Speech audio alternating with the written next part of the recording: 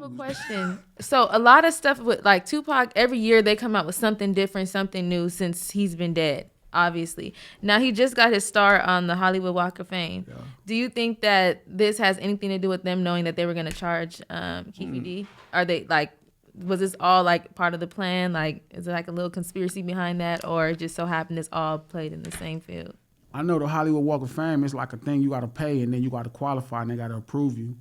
But I don't know, man.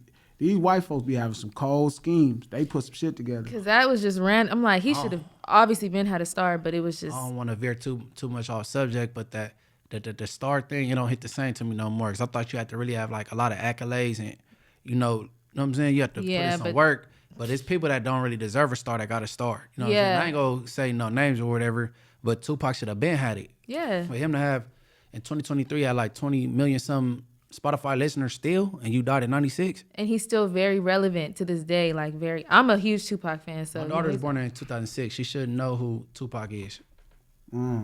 She was born in 2006. You know what I'm saying? And she know who Tupac is. You know what I mean? My kids know who Tupac. Well, they ain't got no choice. Tupac. Yeah, but there's like, it's just.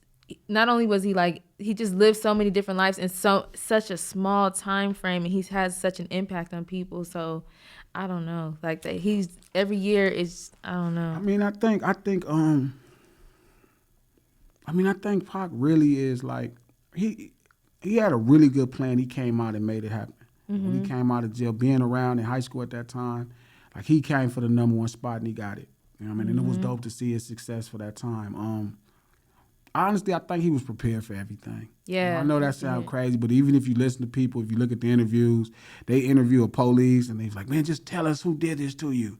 And it was his last breath. And I know that white man wasn't lying. Pac was on, man. And so, you know what I mean? He lived a life full. You know, it don't take that long to live. You know what I mean? I just don't think we all live lives like that fast, but it don't take that long to do some living, and he did some living, so.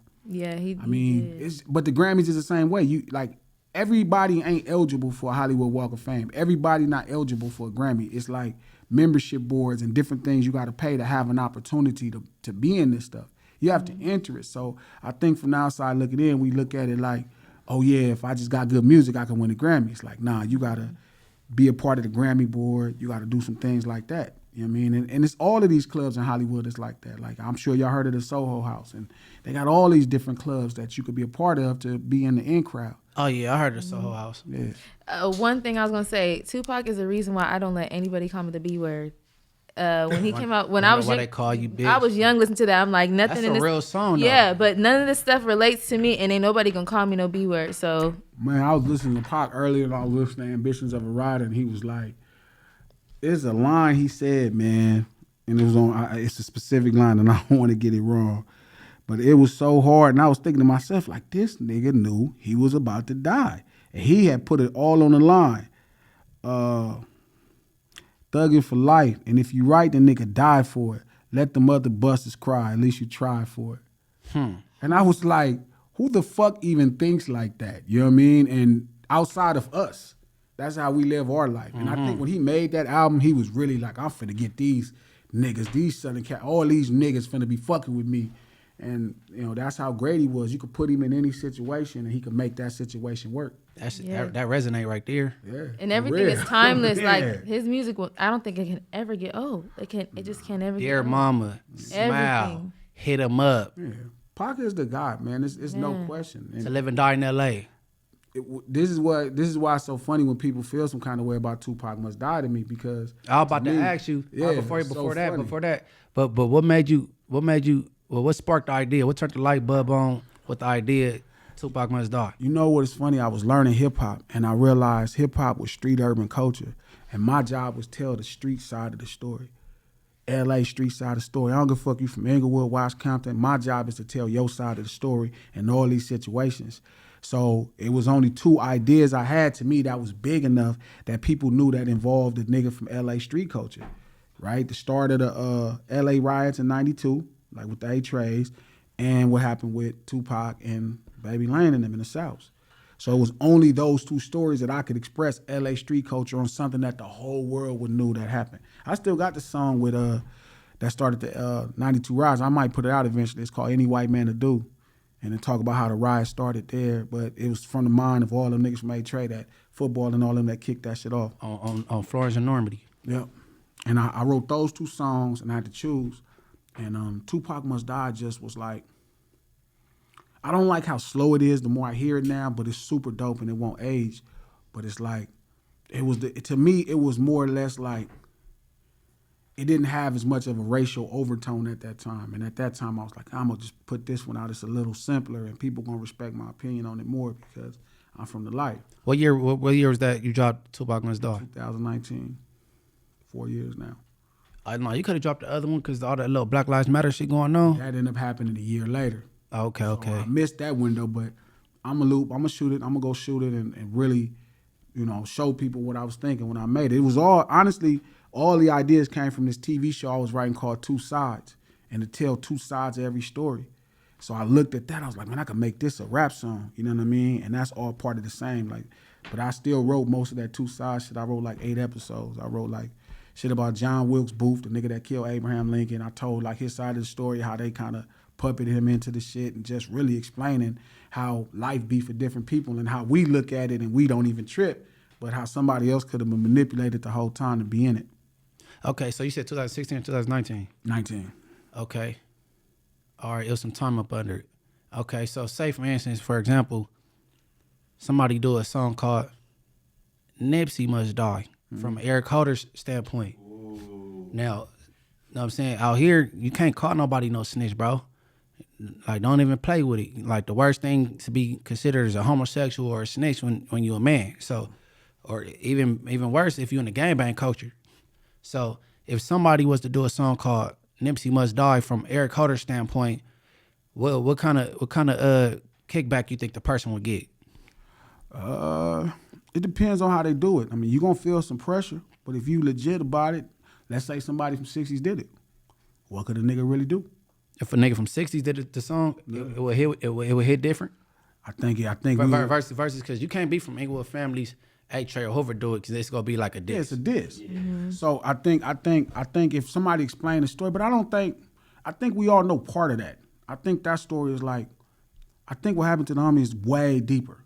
You know what I mean? Not deeper in the sense of extra, but it's not just as simple as that. So I think you would have to know more of the shit versus Tupac's situation, which was a little bit more simple. And also I don't know. They asked me this on the Breakfast Club, and I was like, damn, I'd have to look at it. I had to see what the fuck happened because there's questions that I even got in that situation. But then again, also it's different because he went to jail for it. You know what I mean? You see what happened with it. So it kind of becomes more or less you just telling us a story that everybody figured out in the court of law versus this story where people just felt so hopeless. I saw a dude I didn't even know, I thought it never happened. Even I went to Keith and all them and asked him, was it cool? You know what I mean? Before I did it. I was like, yo, y'all cool? It's yeah, man, he told me, he's I'm working on a TV show. And I'm thinking to myself, nigga, you working on the TV show? This crazy. Yeah, that nigga burnt. So, you know what I mean? I went to him and asked him and shit. And so, as I put it out, it was just different. But I think Nip's situation is something that played out in front of the whole world. There's footage, there's videos. So even if we don't know the full complexity, there's no video to see what happened to Tupac. You just heard a story. You know what I mean? There's no footage, there's no nothing. And what I realized was I had inside information to something that all of us here around our way got, but nobody else nowhere else. So again, it was just telling the street side of the story. And I think at that time too, Nip was still pretty street even in the situation with him and old boy. So I think if a 60 made it, could nobody really say nothing? It would have to be one of them. Yeah. I mean, or even somebody else, because how would they get the information? They would have to get the real information. And them niggas is not telling everybody what's going on. You know what I mean? They let the court of law handle it, so I ain't really nothing to say.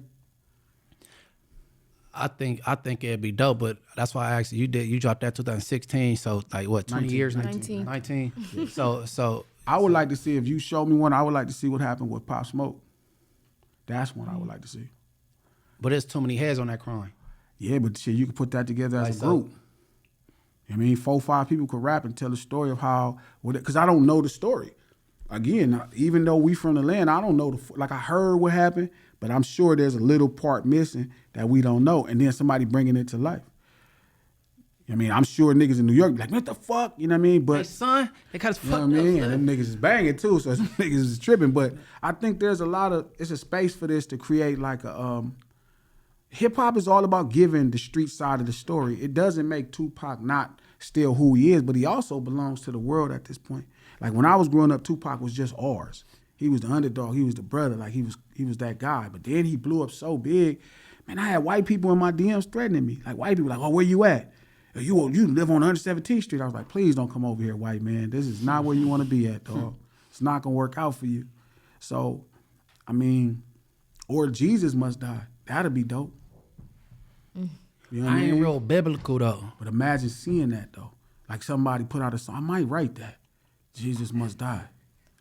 You know what I mean? And then tell that story like people will lose their fucking mind. You know what I mean? To me, that's what it's about. It ain't about, like, once somebody do the street stuff, then you go to the next level. You can express what people feel in certain climates. Like that, when I did it, dog, I really was like pushing to do something to me that I never saw in hip hop. Like I never saw like we all, like, think about it, right? You rhyme at this point. You ain't bad at all. Like you coming along good. Think about it like this. Dre, Snoop, NWA been doing what we doing for 40 years. They done told our story so long, it's scary. Like Colors came out in 85 or 86. 88. That long ago. Mm-hmm. Damn. That's how long they've been learning about this culture that we grew up living our whole life. It's so bad. Think about it, dog. It's people that argue with you about the culture. You will have an argument with a nigga and a nigga be like, no, much, you ain't right. This, that, and that. You be looking at this nigga like, nigga, I live right here. Crazy. But that's because they feel like they so privy to our life, to this LA street urban life. They so privy to it. They're like, man, you can't tell me nothing. I've been listening to Snoop for 30 years. They think they know. Hip hop give people an insight. So to me, it's about raising the bar every time. And when I did that song, it was like, okay, in my mind, I handled it with care. Even the name of the song, I made it more like Shakespearean. Like I was just gonna say, I wouldn't say if I got beef with a nigga, be like, oh, that nigga John Bone must die. That would not be the street way to say that. Fuck John Bone. That'd be the street way. But I dealt with it like Shakespearean. I put a really nice title and gave you a first person view of the idea. Even when I talked about Pac in the record as a nigga that got jumped on, it wasn't with disrespect. It wasn't like, oh, he's a bitch or this. It was like, nah, this nigga ain't about this life. I'm going to deal with him. I'm going to show him that, nigga, I'm not playing with my reputation.